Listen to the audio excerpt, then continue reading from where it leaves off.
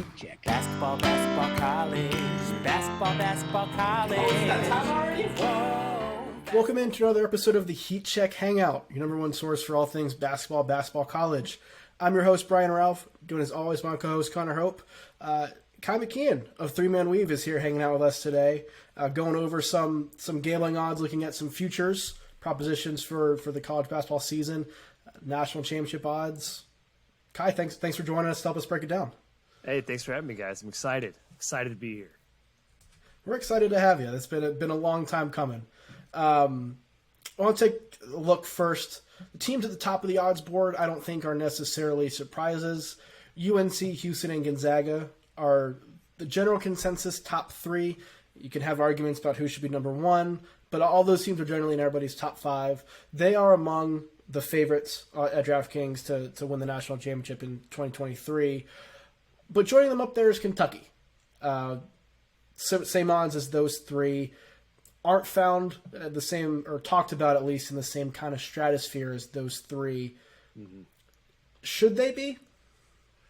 Yeah, I think so. I have them maybe a little bit hair behind the top three there with Houston, North Carolina, and Gonzaga, but I think Kentucky's going to be good like they always are. They're kind of a staple at the top 5, top 10 of the country, and it's hard to miss when you're bringing back the Player of the Year plus another class full of 5 stars. So, yeah, Kentucky being that high in the odds makers' eyes makes a lot of sense. I probably won't bet on them, but I understand the reasoning. Well, as long as Calipari gets his practice facility, I think then Kentucky will finally start rolling. Yeah. It's a basketball school. We'll finally start rolling. Connor, I know we've had some questions about Kentucky and just who their perimeter scoring is going to come from, right? Because Sheway on the inside isn't a question. Severe Wheeler being a playmaker certainly isn't a question. But they're losing a lot of shooting, and they're losing some pop on the wing. Is that a concern for you going into the season? I mean, I think what you're going to have happen is one of the experienced players that are going to be jumping into starting roles at Kentucky, or the freshmen that are going to be jumping into start. One of those things has to pan out. You know what you're going to get from Wheeler. You know what you're going to get from Sheway, which I think sets the baseline pretty dang high for Kentucky. Mm-hmm. If Reeves can be the knockdown shooter that he was prior to transferring there, if Toppin can be this top 10 power forward that Kentucky fans seem to think, like, that just raises their level, even higher. On the flip side, if it's a guy like Cason Wallace who comes in and is that second option scorer behind Sheway, or even the top option, right? Those things have to work themselves out. I think what we saw on their foreign tour was promising, given the fact that you kind of have to adjust for the difference in height between them and some of the teams they were playing and stuff like that. But there didn't seem to be, at least most of the games, a ton of issues that popped out to me that you sometimes see with teams like this. That is, a core returning, some new guys coming in as experienced transfers, along with some of these top freshmen. That didn't seem to be there on the foreign tour. Now, when it gets into games that actually count, we'll see how that pans out. But the early returns on their foreign tour were pretty promising. I'm with Kai. I'd probably have them a step behind those top three, but not much further, given the ceiling that this Kentucky team has. Well, there are 5 other teams that have similar odds that are both greater than plus 2,000 on the board. Kansas, the defending national champs, not a huge surprise there. Duke is Duke, not a real surprise there. Then you get into Baylor, Arkansas, and UCLA in that mix. Top 10 teams for most, but a lot of people think that some of those teams may have limited upside. Kai, are there any of those 5 that you would feel comfortable taking a flyer on, or any that you feel really confident in? I think Baylor at 15-1, just based on where they're at compared to the other 7 or 8 teams in front of them. I think it's a good bet. I don't think they're going anywhere. I still think they could be a top 3 team in the country this season. Ceiling's always really high. Obviously, Scott Drew's proven he is in the elite of the elite coaches in the country. So of that group right there, I'm most confident in Baylor. I think there is still a little bit of value on them. Am I the only one in the country who has questions about Baylor's backcourt? Maybe. Like, Wow. yeah, like I think they're fine. I think they're good players who are capable of competing at the top of the Big 12. But I also don't see the top end kind of like shot creation, playmaking, things you need from your guards in March at the very, very highest level of the sport. Right? We're picking hairs here, but I don't know if they have that same kind of explosiveness that I think a lot of these other top teams have. Yeah, it's fair. I think you're going to see a lot of people put Flagler in top 10 players in the country category this year, and maybe that is sort of a projection thing because he plays for Baylor. If he was playing for a different team, maybe you wouldn't see that, but I am a believer in him. I think Cryer is excellent, and he'll get more playing time this season too with the turnover there. And then Keontae George, top 5 player in the 2022 class. I think there's some upside there in the backcourt, even with the losses. And also, by the way, Langston Love, who missed all of last season with an ACL tear, he was expected to be a pretty big piece last season. They get him coming back off the bench. Man, it's hard to find a weakness for me, at least, with this team. I do like George a lot, and that's going to make up for a lot of it. But, again, I would feel comfortable putting them in the Final Four, depending on how things go. But you get down to the tip top. I don't know. We'll see if I'm a fool again. Connor, are there any of these teams that you feel are way too high and just really poor value? I keep going back and forth on Kansas and Duke for different reasons. I think Kansas is getting a lot of last year's team won it, and they're bringing in a bunch of these top-level guys and recruiting this year. And so they have to be good.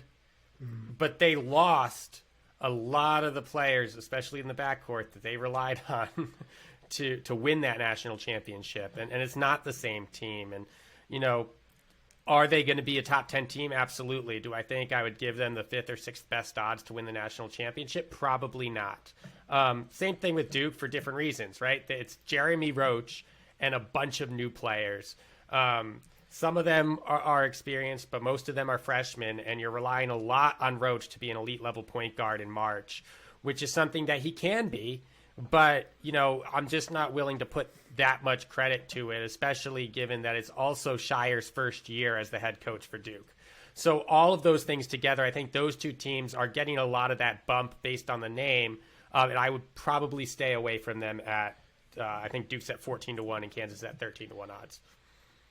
Well, some of the fan base stuff is baked into these, right? I think that plays into Kentucky always being high too, is because you have fan base that's very passionate and more likely to bet their team. And if you get a bigger influx of bets in, that can obviously affect odds as well. Kai, is there any team in this group that we've talked about, or I'll even open it up, in any team in general, that you just absolutely 100% want to stay away from? Arkansas, 15-1. I Okay. don't believe. I don't believe the high-end hype. They have an awesome class coming in, but it's lacking, in my opinion. The returners, the transfers they brought in, I'm not super impressed. Like the Mitchell twins, it's not a needle mover for me at all. Watching them at Rhode Island last season, I think Council's pretty good from Wichita State, but again, he played on a pretty bad team last year, and he was one of the better players. And Brazil, I do think is going to be awesome. Having been a Mizzou fan for the last several years, he was one of our best players. He is going to take a huge step up this season, but I don't trust an Eric Musselman-led team to be a national title contender. I know they get a lot of hype. They'll be good, but I don't see it happening. Not buying into back-to-back Elite Eights? No. And that one, what was it? Was it 2 years ago they maybe lead it? Last year, maybe Elite Eight. Both. Both. They Both. Oh, Yeah. Okay. Well, 2 years ago was lucky. I think that was one of the most lucky runs I've ever seen in a tournament. And that's obviously saying something. It's a tournament. You get that all the time. But were they down, I believe, in every single half? They were. And the Sweet 16 game was against Oral Roberts. Right. And, Colgate almost beat them. So I think it's a bit of a lucky run. I think if they lose in the first round there, you're not talking about them as a top 10 team this season. That's fair. Just an opinion. I'm not going to go too far in. I've talked enough on this podcast already, I think, about how I'm out on Indiana, so I'm not going to dive into that a little bit more. Big Ten in general is tough, right? Yes. Oh, absolutely. But I agree with you, Connor, about Kansas at 13-1. Just it's a byproduct of the name, not who they have. I think Arizona's the same way. Arizona's sitting there right behind the teams we've talked about at 20-1. Tommy Lloyd's a great coach, and I think he's going to have Arizona back at where they were last year more often than not. But this year, I don't think it's going to be that year. Doesn't have a Ben Mathurin, doesn't have a Coloco inside. Ballo can be that guy, but part of what made them good was that they had both of them last year. And now you have one. You were counting on Dalen Terry to come back and essentially replace Ben Mathurin and be that guy. NBA teams saw how good he can be, that potential, and they decided it was enough to take him in the first round. So I have a tough time relying on Kerr Kriisa and Pell Larson and Courtney Ramey to do a whole bunch. Right? I think they can make the tournament no problem, be one of the top 2 or 3 teams in the Pac-12 no problem, which might speak to the Pac-12 as well. But to put a title bet on Courtney Ramey and Kerr Kriisa is just not something that's appealing to me. Even at 20-1, I think there are better options further down the board. Kai, who are you liking? I'll just open it up. Any good values you see there?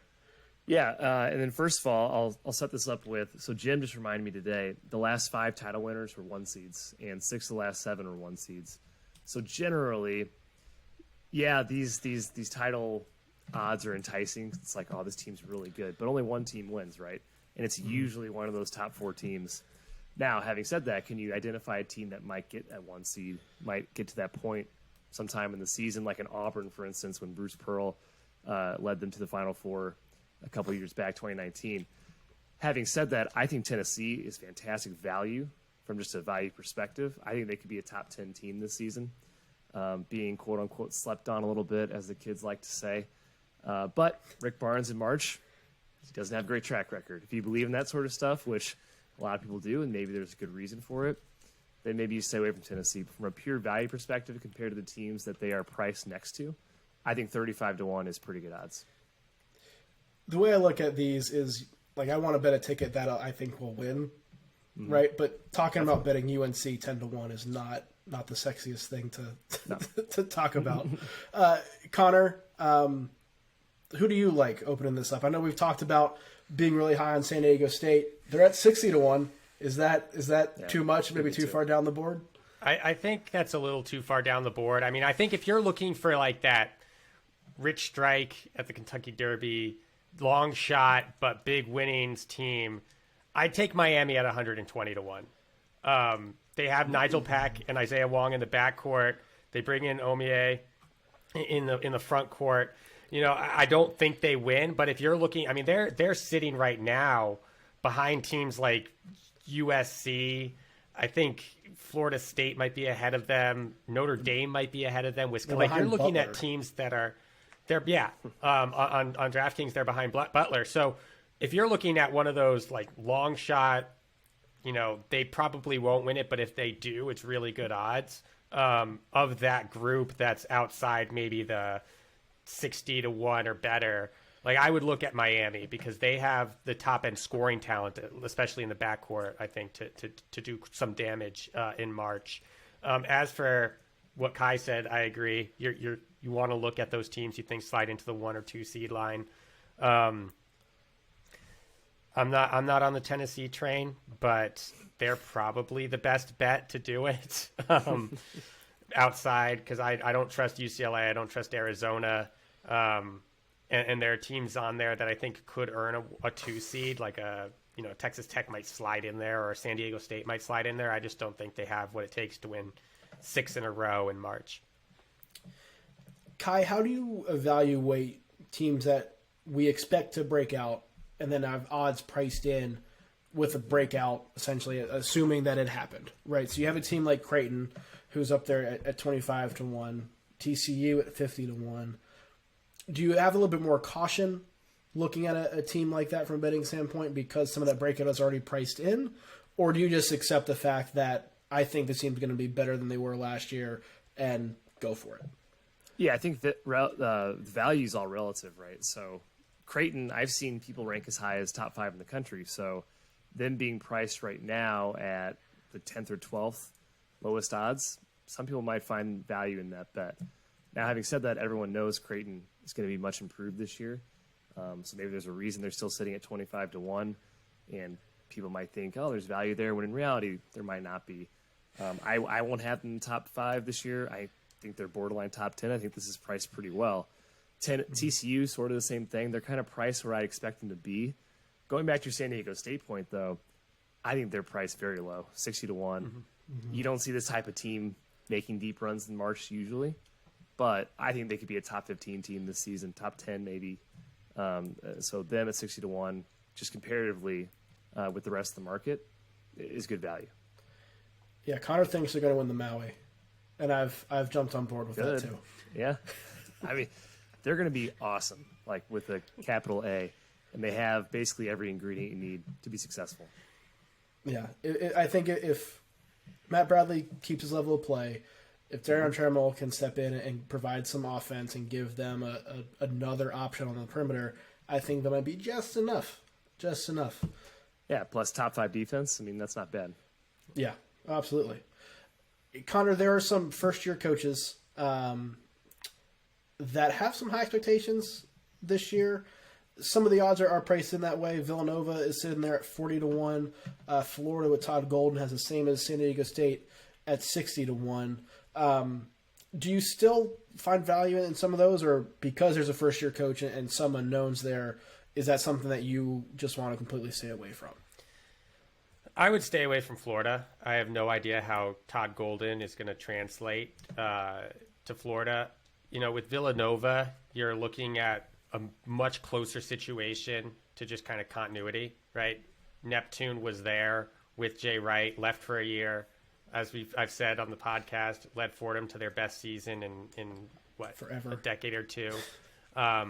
Comes back, keeps the culture at Villanova, where I think Todd Golden's doing a lot more culture making than Neptune has to do at Florida. So I would stay away from Florida. Villanova, I don't think they win the national championship, but I don't think you should bake in Neptune as a first-year head coach as much as you would Golden, and probably look at him closer to what you would with Shire in terms of the effect it would have on how you value the team. Yeah, I've gone back and forth on Villanova this offseason, Kai, because at the beginning of the offseason, I was like, I'm not sold on them because of who they lost, and then Jay Wright leaves, and you go, okay, I'm all the way out. Someone else is winning the Big East. Bring in Neptune. They have a really good freshman class who looked awesome this summer. Cam Whitmore, it just looks like he's going to be the guy. Would you still consider them to be the favorite in the Big East? Gosh, I think I have them right next to Creighton. I think literally I'd probably put them 1-2 in some order. It's just really hard to tell the impact of, it's always hard to tell first-year coaches, right? But when you lose a legend, when you lose a top 5 coach, there's nowhere to go but down. So coaching is downgraded. Justin Moore is probably not going to play this season, or at least he's not going to play till late in the year. So you're left with a coach with, a pretty good roster. I don't see a star on here unless Cam Whitmore evolves into, one of the best players in the country, which he certainly could based on what we've seen so far in the offseason. And you have a lot of solid pieces. If Jay Wright was still in charge of this team, I'd probably say yes, Villanova is definitely the favorite. With him out of that seat, I agree Neptune's a great coach, but I think there's still enough uncertainty there that you would say Creighton's right there, right next to him. My level of concern or not concern with Villanova, I think it's going to directly correlate with how much we see Chris Arcidiacono play. Right. Yeah. If he's playing a lot, yeah. Because there is a gap that Justin Moore's absence is someone's going to have to fill that. And if it's Arcidiacono, I don't know how that's going to be, at least at the top of the Big East. Kai, we really appreciate you joining. Before you get out of here, though, give me maybe your best bet for who you'd like to win, and then if there's a different team, who you think actually will win, even if the value isn't necessarily great. All right. Well, I basically think Gonzaga's going to win every single year, so I'm going to stick with that. Join the club. I think they're the best. I think they're the best team in the country. 10-1, I think, is better odds. You can get them last year, and I don't think there's much of a relative drop off. They're not as good as last year, but relative to the rest of the country, I think they're still number one. I already have Florida at 80-1, so I'm keeping on to that one. I don't know if 60-1's a great bet, but I took a flyer. At the top at the country here, I think Baylor's my favorite bet out of the top 10 or so odds. I like that. And I like that taking the flyer on Florida, see if you can get on Todd Golden's jet. That'd be nice. Wow, that'd be nice, wouldn't it? Yeah, I think it seats like 3, so it has to be some pretty elite company there. Well, Kai, thanks again for joining us, man. We really appreciate it. Of course. Conference title races aren't out yet, but we kind of have an idea of how those will look from a betting standpoint just by looking at these title odds, Connor. We'll start with the ACC because UNC is first on the board, as they should. They're going to win the title. Again, not sexy, but if you want to have a winning ticket, I would probably put it on UNC, 10-1. They're up there at 10-1. Duke is 14-1, as expected, right? Top 2 teams in the ACC. But then the team with the third highest odds in the ACC is Virginia at 60-1. That's a pretty massive drop off. Then you get to Florida State at 80-1. Louisville's in there at 10-1 or 100-1. Excuse me, even better than Miami at 120. Which I didn't even see that. Buddy. I made my comment. Buddy, and Notre Dame's at 10-1 too. Yeah, I like your long shot from Miami. That's a good call. But those teams are. We'll say UNC and Duke are in a stratosphere by themselves. We'll look at that group. We'll include Virginia and Florida State in there as well. Who do you think is most equipped to A, challenge Duke and UNC at the top of the conference, and B, make not necessarily a title run, but make a run in March? I mean, I think of those ones. I think Miami has the best shot at making a title run in March, just given the scoring they have, given the roster they have. In terms of winning the ACC, I think it's probably Virginia. I mean, just because they will force teams to go out of their comfort zone and not play the way they want to play more than any other team in that conference. Mm-hmm. And so, again, we always talk about Virginia. Their defense, when it is on, and their pace, when it is going, and they're controlling it, that floor is enough to win basketball games that their scoring might not win by itself. Miami, they're going to have to go toe-to-toe with Duke. They're going to have to both play probably relatively fast, and UNC for that matter. Florida State is long, but they don't necessarily have the defensive pedigree, even with the length, that Virginia has. Louisville, I'm just going to ignore that comment because the fact that Louisville is... They may not have a backcourt. The fact that they're sitting above some of these other teams is ludicrous to me. Not just in the ACC, but their title odds being better than Miami's or Texas A&M's or, I mean, heck, even Memphis should probably be higher than Louisville. That is a pure fan base pull on that one. Yes. But no, I definitely think that if you're looking at these teams, I'd pick Virginia if I was going to go with a team outside the top 2 to win the ACC. But again, I'd still go with Miami if I was going to pick a team outside the top 2 in the ACC to make a potential title run. I think I would lean. I'm with you with Miami. Talked about that a little bit before. I think the pieces just fit well together, and we saw it last year, right? Saw them go to the Elite Eight using that formula, and I think they're probably stronger overall this year. They're not as strong in the backcourt, but Florida State to me is a bigger threat. Part of that is just what we've seen in recent years. I know they dropped off last year, what was going to be a rebuilding year for Leonard Hamilton, but length is there, talent is there. I think they've established their identity in terms of their roles and allocations a little bit more among the roster this year. You added some more talent. Baba Miller coming in as well. You had him and Matthew Cleveland up front. That's a good front line. Like I could see a scenario where Duke's youth struggles. I don't think this will happen, but maybe UNC goes back to who they were the first half of last season as opposed to the last half. And Florida State is just able to dictate things with their length and defense and break through. That would surprise me, but not shock me. So I would put that. I just don't think Virginia has enough offense, even if Reese Beekman has a breakout. I think they finish top 4 in the ACC, but not win it. We'll stay on the East Coast and in the Southeast with the Southeastern Conference. Kentucky is the favorite according to the national title odds. Again, 10-1 alongside UNC, Houston, and Gonzaga. Behind them, you have Arkansas as the biggest threat, 15-1, second best SEC odds, followed by Tennessee, who's a little bit further down. Alabama is a little bit below that, and then you get into the Auburn, Florida range. Is this a race where everybody's chasing Kentucky for you, or should there be another team favored in the SEC? I've tried to talk myself out of everyone versus Kentucky in the SEC. As I mentioned, I'm not a huge fan. I mean, and I should preface this with, I think Tennessee is going to be really good. Mm-hmm. I'm just not on the top 15 bandwagon that a lot of people are with Tennessee. I'm with Kai on Arkansas.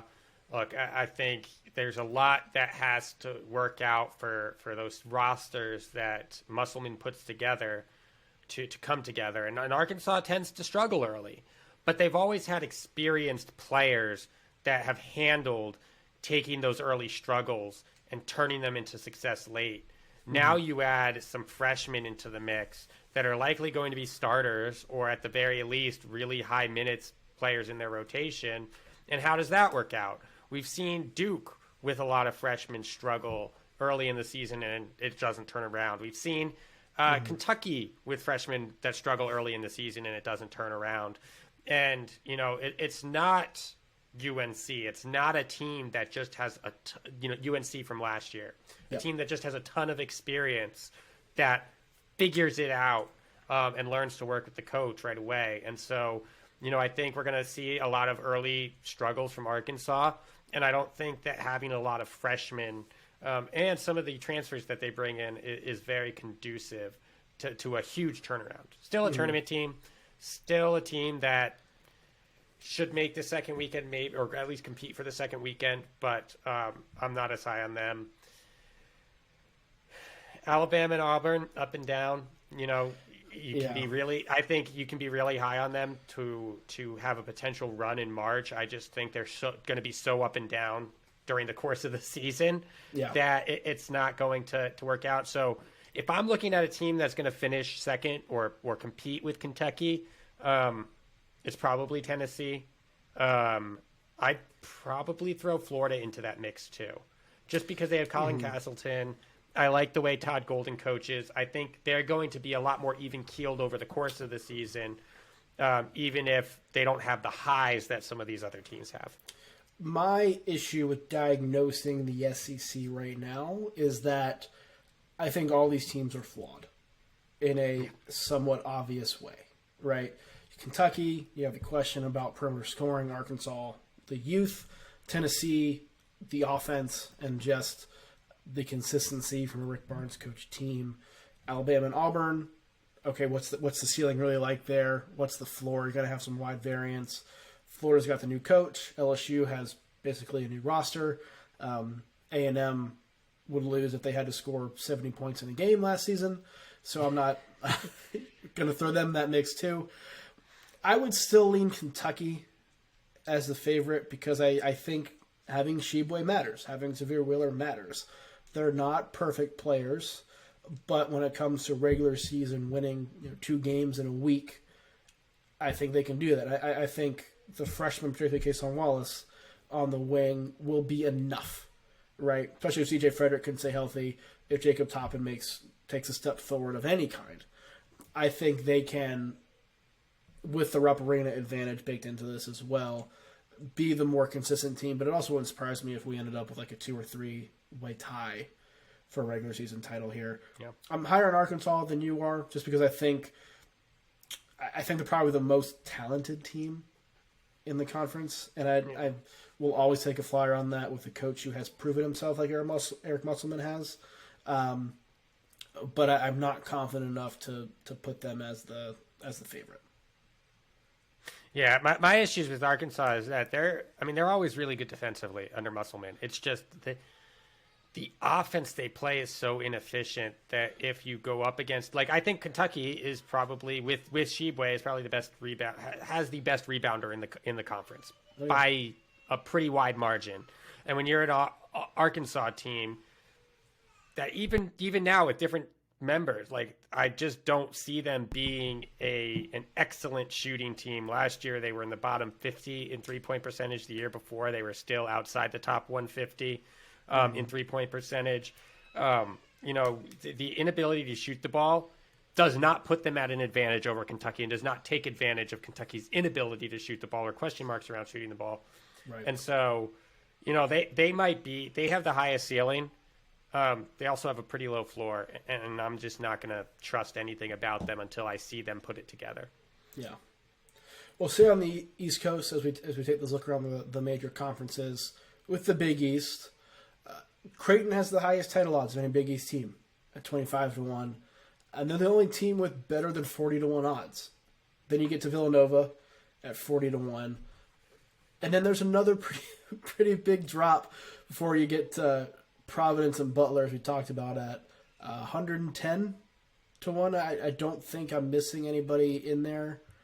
No, you are. You're missing Xavier at 80-1, and you're missing UConn at 80-1. I just completely glossed over 80-1. But anyway, pretty big drop from Creighton and Villanova. A bigger drop to them in the next tier with Xavier, UConn, and then you got Providence and Butler kind of thrown in the mix there at 110-1. Kai kind of alluded to this earlier, too, with the Big East being a two-team race with Creighton and Villanova. Do you see it the same way, or can UConn, in your biased UConn mind, climb up in there and potentially unseat and be a surprise conference champion? I mean, for UConn to do it, it's going to take Adama Sanogo being the best player in the conference to get them to that point. They don't have an RJ Cole. They don't have some of the other pieces that they've had in the past. I still think they're really good. I still think they're a borderline top 25 team. Again, they're a team I don't really trust on either end. Like, I don't really trust them to make a deep run in March. I don't think they're built for that. I also don't trust them to win the conference. But they are a team that I think their wins might matter more than any other team in the conference, because I think they have a better ability than a Xavier, than some of the other teams in the conference to knock off Villanova or to knock off Creighton. And so, we might be looking at a situation in which they finish third. Villanova loses to Creighton in the conference title race because they get swept by UConn, right? So I'd probably lean Creighton. I think they're not the most certain. Well, they might be the most certain team with all the uncertainty surrounding Creighton and the expected jump. But I like Xavier, and I think that they're moving in the right direction. And I know you're not a Miller fan, but I think he'll do good work there. He'll do better than Travis. Everyone could do better than Travis Steele. And we know what we're going to get with Fremantle and Nunji, but it's the rest of that roster that you really, can Sully Boom be that guy in the backcourt? Can some of these Kai Tandy take over? So, I just think that there's more question marks around Xavier than I'm willing to accept. But, it's a two-team race, as much as a two-team race it can be. But I think at the end of the day, Creighton has a higher floor than Villanova. And this is one where I'm kind of looking at the floor, because I don't think any of these teams really approach their ceiling. I don't think so either. Like, the way I view Creighton is, I think, below the national consensus. I think I view Villanova probably at the national consensus, but I don't think that is one with high upside. So the opportunity would be there for a team to jump up and I think come into this mix. if those teams did not have major flaws. Right? So, like, I'm not a huge Sean Miller fan. I think Xavier will be better because, again, anything over Travis Steele would appear to be an upgrade. But I also don't think that they are conference title good. I don't think that talent's on that roster. UConn, I don't think, has enough shooting to be that, so I mark them off. Providence is an interesting one to me because they were there last year, and they bring back some key pieces from that team and some really good transfers as well. I think I'd be more apt to put them as the third team in that mix instead of Xavier or instead of UConn because of that. At the same time, though, I think it will be Creighton and Villanova. I would give a slight edge to Creighton, but it is all very dependent to me on how Cam Whitmore is and how he plays. Because if he is a superstar, and pardon me from watching him this summer and some tape from high school, I think he has All-America kind of skills. If he's that guy, then I'm taking Villanova because I don't think Creighton has somebody who can be that guy. But I do like Ryan Nembhard because I'm a sucker for Nembhards, as longtime listeners of this podcast know. Kalkbrenner is really, really good. I like him as well. I think Creighton has the fewest questions. And I hate looking at teams that have the fewest questions as opposed to most good things that can happen. But that's kind of the race the Big East is looking at right now, at least in my mind. The Big Ten, the Big Ten's kind of the same way, too. Just without the teams at the top. You have to go pretty far down this list to get to a Big Ten team with title odds. Indiana is the highest rated or has the best odds. You missed Michigan, Brian. They're at 30-1. They're right above them, too. Goodness gracious, I can't read. Please forgive me. Well, you're missing the ones that, like, I missed Louisville. Yeah. You're missing the ones that stick out as, like, why the hell are they so high? Yeah, so you have Michigan favored over Indiana and Illinois, which seem to be the two favorites in the preseason. Michigan at 30-1, Indiana 35-1, Illinois at 40-1. I'm going to be much more meticulous as I go down the list here, but the next team is Ohio State at 80-1. Purdue is in there at 4,500-1 as well. So let's talk about that, okay? You have four teams that are very clearly in the top here, at least according to odds makers. Top four of the Big Ten being Michigan, Indiana, Illinois, Purdue, in that order, which is let's just say a far cry from national consensus. We know that I'm not very high in Indiana, but this is very optimistic for Michigan and Purdue as well, it feels like. Yeah, Michigan was that team, though, where heading into the last month and a half or so, I was much higher on Michigan than consensus in the context of the Big Ten because, I just think that they – I'm going to harp on it. I still think they probably have the best coaching staff. You can point to Izzo, you can point to Painter, but Michigan's coaching staff is really good. They return the best big, and I know Purdue fans and Indiana fans are going to get mad. Hunter Dickinson is the best big in the Big Ten, and he has been, which is a conference of bigs.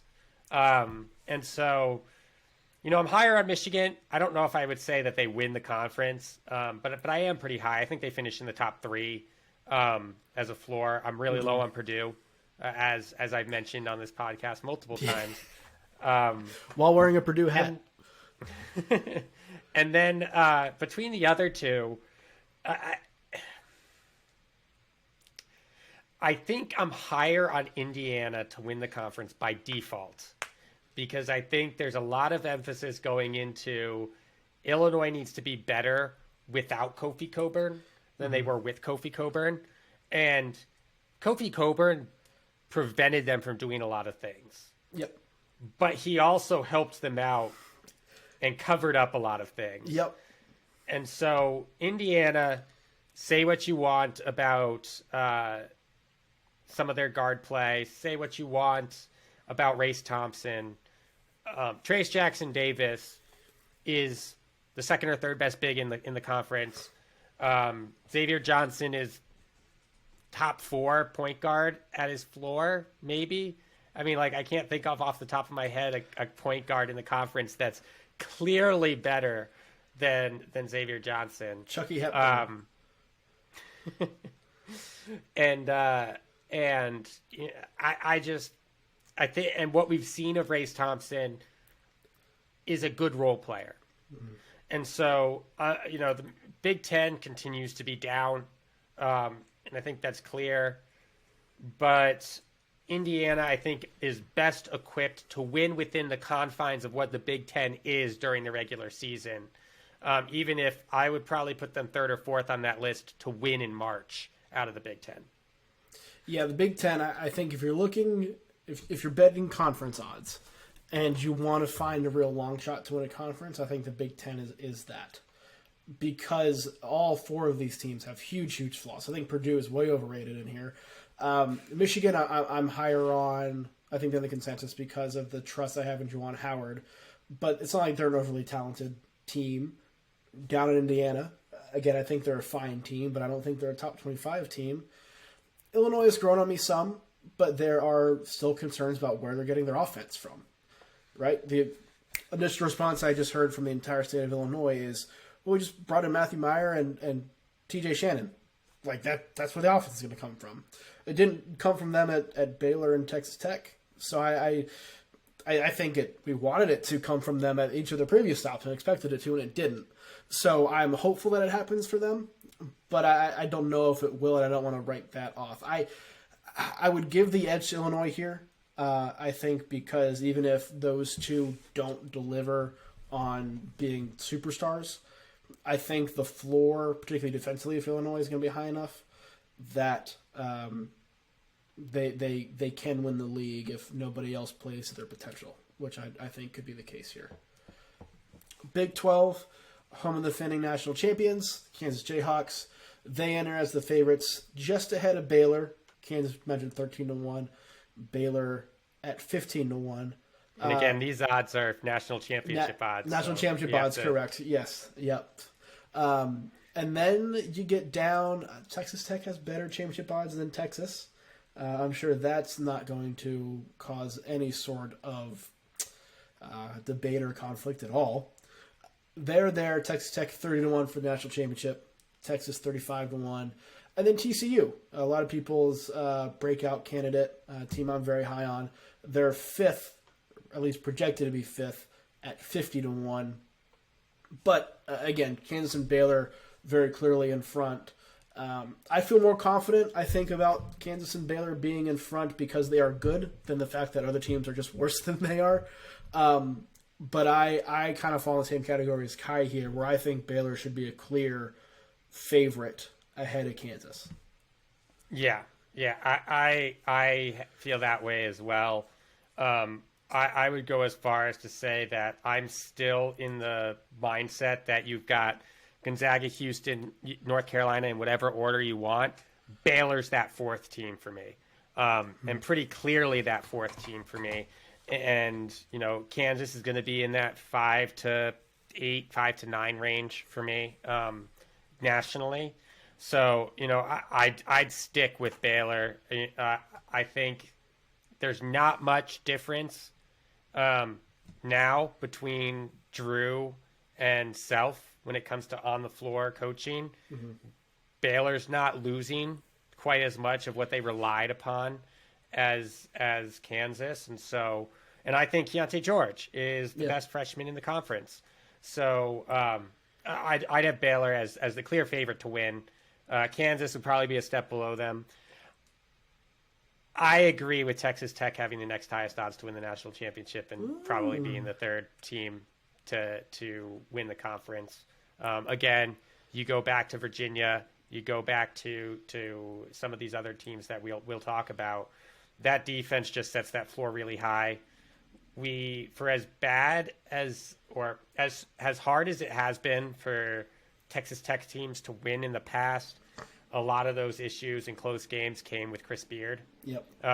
Who's now at Texas, and I just think that Texas's defense gives them such a high floor to jump off of, that you add Davion Harmon, who comes in from Oregon after having a rough year, but had a pretty good year as a role player at Oklahoma in the Big 12.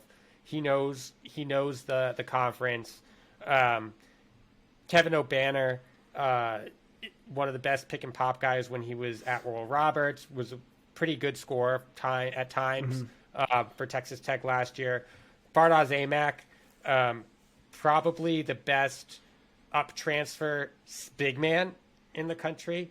In the mix. You could argue, yeah, he's in the mix. 6'11", can kind of do a little bit of everything. Can stretch the floor if needed. He added that last year. So, I like this Texas Tech team. I think they have the third highest floor in the conference. Obviously, Texas has a ton of talent. They could jump up. TCU, had a really good year, like underrated year. And then if they beat Arizona, I think we're talking about, we're having a different conversation. I'd still probably have them fourth behind Texas Tech. But my order right now is Baylor, Kansas, a gap, Texas Tech, TCU, Texas.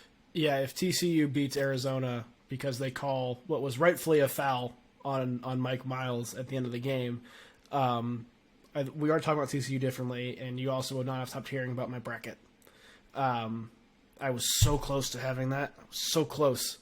But I would put TCU third, I think, in this. I don't think there's a big difference between them, Texas Tech and Texas. I think Miles is the best point guard of any of those teams outside of Kansas and Baylor. Maybe even better than Kansas. And they play excellent defense as well.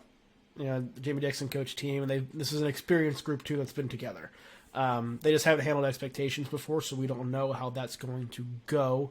But I would have them be the biggest threat to Baylor and Kansas, but I do think it is Baylor on a top tier, Kansas on a tier of its own, and then those three behind them. Yep. The last power conference we haven't touched on is the Pac-12. I think Gonzaga would be the clear favorite if the Pac-12 ever invited them, those cowards. But this is another deal where there seems to be, at least according to national title odds, a two-team race. UCLA is the top Pac-12 team at 16-1, Arizona at 20-1, and then you have to get down to Oregon at 50-1, and USC at 70-1. The 16-1 for UCLA, 20-1 to Arizona would seem to signal that they are fairly close in capability and talent this year, Connor. I will give you the floor, but because I know we are both very much against that idea. I think it's high. I think it's too high for both of them. That said, I'll just say it. UCLA has the two best players in the conference. UCLA might have the two best teams too. First team and second team. But Tabellus is good for Arizona, but I would take Tiger Campbell over him because I think point guard is a more premium position than power forward. I would take Jaime Jaquez over him because I think Jaime Jaquez is clearly the best player in the conference.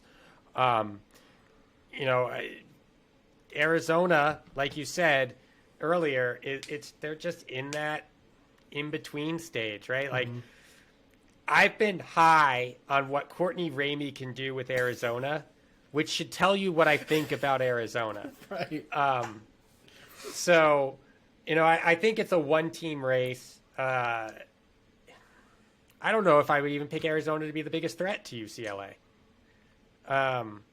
Because I think... Is anybody a threat to UCLA? No. Yeah. No.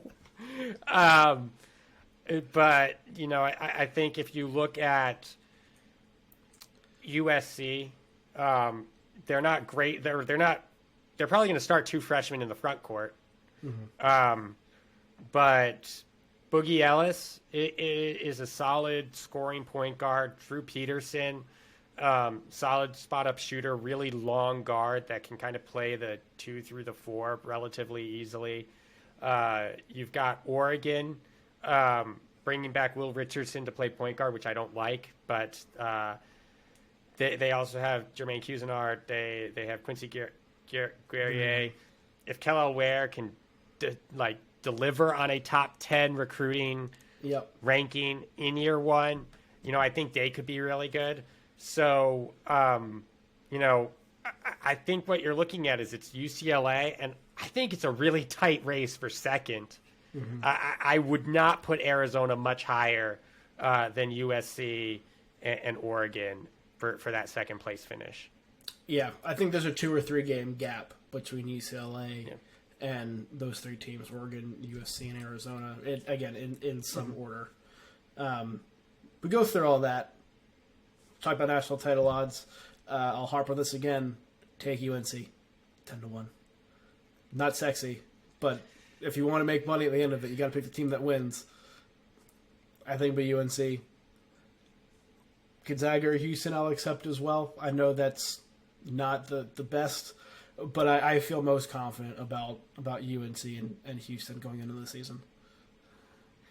I would not be against fading that 10-1 on UNC only because, while I think they have the best shot of anybody to win 6 games in a row, I would not put it out of the realm of possibility for that backcourt to have one of those days because, each of those guards have had one of those days, and even in the tournament last year, each of those guards had one of those days. Mm-hmm. It just so happened that it didn't happen in the same game.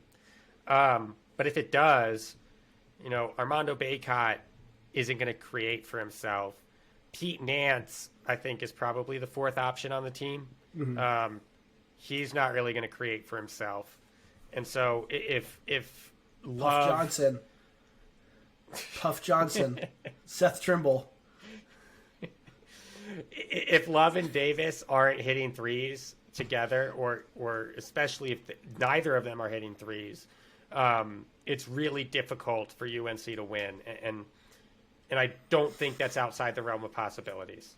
I think some of these other teams, Houston and Gonzaga, really good when they're not hitting threes. I know Gonzaga lost last year against Arkansas because they weren't hitting shots, but they also weren't hitting twos, and it started with the point guard. It started with Nembhard. I don't think they're going to be as reliant on Nolan Hickman to create for everyone else as they were on Nembhard last year to create for everyone. And so I think they're going to have a lot more scoring options, and they're going to have a greater ability to score when they aren't hitting threes, because Gonzaga's never been a really good 3-point shooting team. Neither has Houston, for that matter. Houston muck it up on defense and just try and win on offense. But I think UNC really needs one of or both of those guards to really have big games to win 6 in a row. And there's a not 0% chance that that second half against Baylor, I know a lot of that people will blame on the refs, but if that's a game, that's a version of UNC. Caleb Love had a game in the title game that was like that. Yeah. And they still almost won. Now, Manic was awesome and Bacot was awesome. Everything else went right. But again, the margin for error when you get to March is small, and trying to predict that now is a bit of a guessing game, which is why it's fun to talk about teams like San Diego State at 60-1, which for the long shots I think would be my favorite. But we're getting closer to the season, man. We need to get here. We touched on it a little bit, but we have our conference preview series coming back. That'll start week after next. We have something special coming next week that I don't want to spoil too much, but there is hopefully will be something special we'll be able to bring you. If not next week, it'll be the week after. So make sure you're on the lookout for that. But that'll do it for this episode of Heat Check Hangout. Thank you very much for listening and watching, depending on how you're consuming this, whether it's via your favorite podcast platform or YouTube. For our co-host Connor Hope, I'm Brian Rauf. Thank you very much for listening / watching. I'll talk to you again next time.